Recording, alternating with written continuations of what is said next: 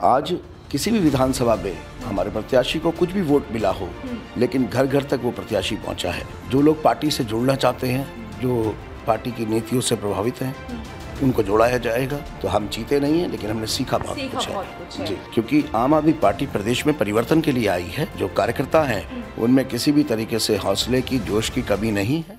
नमस्कार, मैं हूं आपके साथ नैना और आप देख रहे हैं न्यूज़ 31 उत्तराखंड। इस वक्त मैं मौजूद हूं काशीपुर में और इस वक्त मेरे साथ मौजूद हैं आम आदमी पार्टी के प्रदेश अध्यक्ष दीपक बाली जी। आज हम करेंगे उनसे कुछ खास बातचीत, लेकिन सबसे पहले सर आपको बहुत बहुत शुभकामनाएं। नहीं, आपको भी बहुत बहुत धन्यवाद। सर, जिस तरीके से आपने देखा कि देखिए चुनाव का माहौल पिछले जो समय गुजरा है उसमें आम आदमी पार्टी को करारी हार का सामना करना पड़ा, लेकिन फिर भी आपका एक बयान सामने आया कि हारे हैं, थके नहीं हैं। तो आप लगातार फिर भी मेहनत करते जा रहे हैं, तो अब आगे क्या रणनीति आप तैयार कर रहे हैं? देखिए, मैंने कहा कि हारे हैं, हताश नहीं हैं। सभी कार्यकर्ताओं से भी मेरी यही अपील रही। और ठीक है, इस बार का जो जनादेश था वो हमारे अनुकूल नहीं है। अगर हम देखते हैं हमारा कोई विधायक नहीं जीता, बिल्कुल ठीक बात है। लेकिन ये भी समझना पड़ेगा कि इस बार का चुनाव जो है वो आम आदमी पार्टी की उपस्थिति का था। आज किसी भी विधानसभा में हमारे प्रत्याशी को कुछ भी वोट मिला हो, लेकिन घर घर तक वो प्रत्याशी पहुंचा है। हमारा चुनाव चिन्ह जो झाड़ू का निशान है वो हमने उत्तराखंड के गांव-गांव तक पहुंचाया है। तो इसलिए मैंने कहा कि हारे हैं, हताश नहीं हैं, क्योंकि इस बार का चुनाव उपस्थिति का चुनाव था, अपने सिंबल को घर घर तक पहुंचाने का चुनाव था, अरविंद केजरीवाल जी की नीतियों को उत्तराखंड के गांव-गांव तक पहुंचाने का चुनाव था। और 2023 का जो निकाय चुनाव है उसको हम पूरी मजबूती के साथ लड़ेंगे और संगठन पर काम शुरू हो चुका है। सबसे पहला काम हमारा यही है कि प्रदेश भर के अंदर आम आदमी पार्टी के संगठन को मजबूती के साथ बनाया जाए। सर देखिए, अब आप प्रदेश अध्यक्ष बन चुके हैं, जिम्मेदारियां बहुत बढ़ जाती हैं कहीं ना कहीं। पहले आप चुनाव लड़ रहे थे काशीपुर से, तो कहीं ना कहीं काशीपुर को ही आप प्रायोरिटी दे रहे थे, लेकिन अब देखिए पूरी पार्टी की जिम्मेदारी एक जो है कमान आपके हाथों में सौंप दी गई है उत्तराखंड में। तो अब आप क्या नीति अपनी तैयार कर रहे हैं? संगठन को मजबूत करने की मैं बात करूँ, या फिर कार्यकर्ताओं को कैसे कार्यकर्ता आप चाह रहे हैं कि अब मैदान में उतरें? देखिए, सबसे पहले जल्द ही, अब अगले 1-2 दिन के अंदर ही एक प्रदेश की कमेटी का गठन किया जा रहा है, जिसमें जिले के साथ जिम्मेदारियां उस लोगों को, हमारे पार्टी के राज्य के नेताओं को दी जाएंगी। उसके बाद वो जिलावार, विधानसभावार संगठन को खड़ा करेंगे।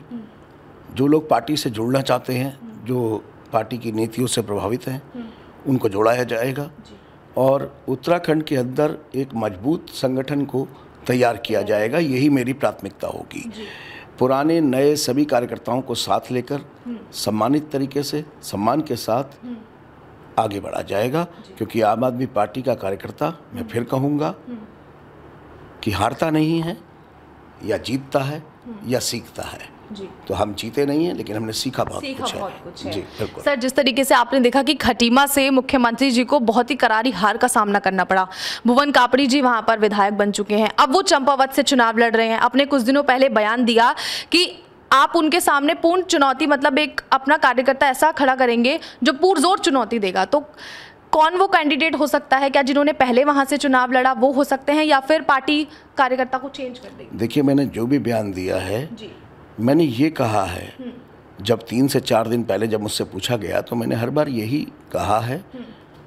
चाहे मेरे बयान को आप देख सकते हैं कि हम लोग जब प्रदेश की कमेटी का गठन कर देंगे, उसमें बैठकर हम मंथन करेंगे और मंथन करने के बाद निर्णय लेंगे। क्योंकि आम आदमी पार्टी प्रदेश में परिवर्तन के लिए आई है, तो परिवर्तन होगा जनता के साथ, पूरी तैयारी के साथ चुनाव लड़ने का। तो हमें खाली चुनाव लड़ने के लिए ही हम नहीं आए हैं कि हमें हर चुनाव लड़ना ही ज़रूरी है, ऐसा नहीं है।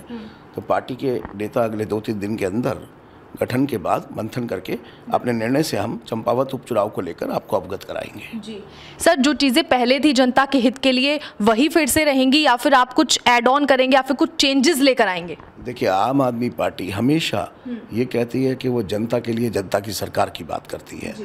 इसका उदाहरण दिल्ली है और अब इसका उदाहरण पंजाब है।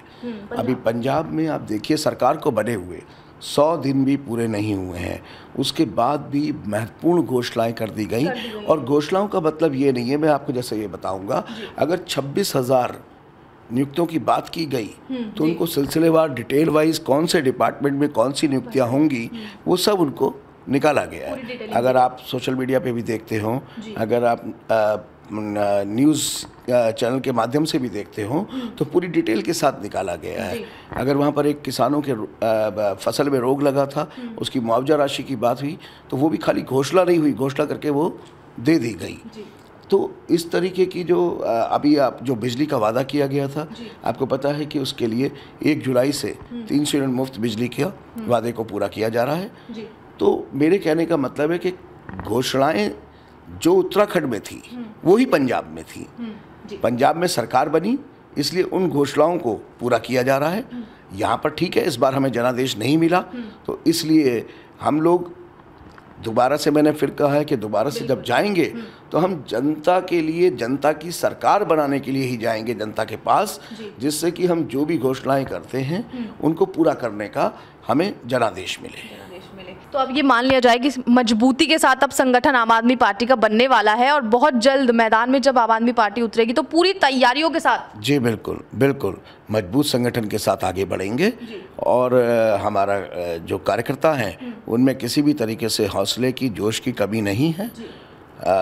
पूरे प्रदेश भर से मुझे फ़ोन आ रहे हैं, लोग काम करना चाहते हैं, पार्टी के साथ जुड़ना चाहते हैं और बहुत सारे लोग अभी ऐसे भी हैं जो दूसरे दलों में भी हैं, बहुत अच्छे ईमानदार छवि के लोग हैं, वो भी संपर्क कर रहे हैं।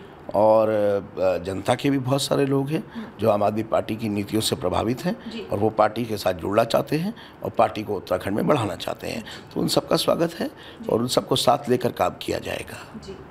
बहुत बहुत शुक्रिया सर, आज हमसे खास बातचीत करने के लिए। आपसे बात करके बहुत अच्छा लगा और मैं ये भी उम्मीद करूंगी कि दर्शकों को भी आपकी जो भी बातचीत है वो सुनकर कहीं ना कहीं अच्छा लगा होगा, क्योंकि जनता के हित में जब बात होती है तो सभी को पसंद आती है। तो बहुत बहुत शुक्रिया। धन्यवाद, बहुत बहुत धन्यवाद।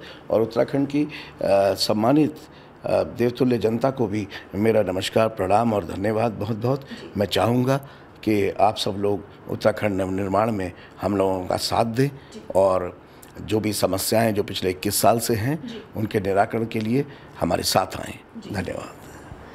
तो इस वक्त हम मौजूद थे बाली जी के घर में, हमने उनसे बातचीत की और आप लोग सुन चुके हैं कि अब आगे की रणनीति वो किस तरीके से बनाने वाले हैं, कैसा मजबूत संगठन आम आदमी पार्टी अब उत्तराखंड में लाने वाली है। ऐसे ही चुनावी मुद्दों को देखने के लिए आप बने रहिए न्यूज़ 31 उत्तराखंड के साथ। नमस्कार।